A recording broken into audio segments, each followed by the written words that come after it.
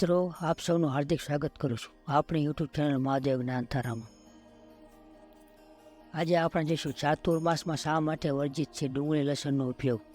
જાણો શું છે આ પાછળનું રહસ્ય। જો આ વિડીયો ગમે તો એક લાઇક અને સબસ્ક્રાઈબ કરવાનું ભૂલતા નહીં। હિન્દુ ધર્મમાં શ્રાવણ, ભાદરવો, આસો અને કારતક મહિનાને ખૂબ જ મહત્વપૂર્ણ છે। આ 4 મહિનાને જોડીને ચતુર્માસ રચાય છે। આ દરમિયાન શુભ કાર્યો સિવાય ડુંગળી અને લસણ ખાવા પર પ્રતિબંધ છે। ચાલો જાણીએ શું છે ધાર્મિક કારણ। હિન્દુ કેલેન્ડરમાં ચાતુર્માસનું ઘણું મહત્વ છે।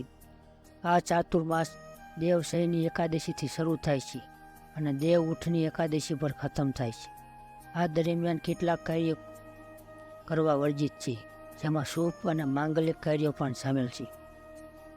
આ વર્ષે અધિક માસ હોવાથી ચાતુર્માસ 4ની જગ્યાએ 5 મહિનાનો છે।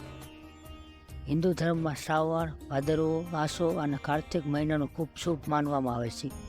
આ 4 મહિનાને મિલાવીને ચાતુર્માસનો યોગ બની રહે છે। આ વર્ષે અધિક માસ હોવાથી 5 મહિના થઈ ગયા છે।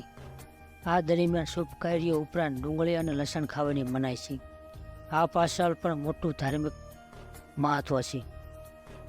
સમુદ્ર મંથન દરમિયાન દેવતાઓ અને દાનવો વચ્ચે અમૃત પાત્ર મેળવવા માટે વિવાદ થયો, ત્યારે ભગવાન વિષ્ણુએ મોહિનીનું રૂપ ધારણ કર્યું અને અમૃત વહેંચવાનું શરૂ કર્યું। સૌ પ્રથમ દેવતાઓને અમૃત અર્પણ કરવામાં આવ્યું।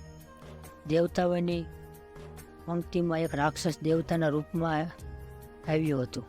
સૂર્યદેવ અને ચંદ્રદેવે આ રાક્ષસને ઓળખી ગયા અને તેમણે ભગવાન વિષ્ણુને સત્ય કહ્યું। ભગવાન વિષ્ણુએ તેમના ચક્રથી રાક્ષસનું માથું કાપી નાખ્યું અને જમીન પર પડતા પહેલાં રાક્ષસના મુખમાંથી અમૃતના કેટલાક ટીપા જમીન પર પડ્યા। એવું માનવામાં આવે છે કે ડુંગળી અને લસણની ઉત્પત્તિ રાક્ષસના ચીરછેદનમાંથી લોહી અને અમૃતના ટીપામાંથી થઈ હતી।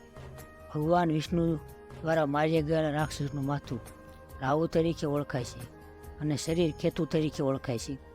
ડુંગળી અને લસણ રાક્ષસના ભાગમાંથી ઉત્પન્ન થયા હોવાનું માનવામાં આવે છે। આ કારણે તે ધાર્મિક કાર્યમાં ઉપયોગમાં લેવાતા નથી।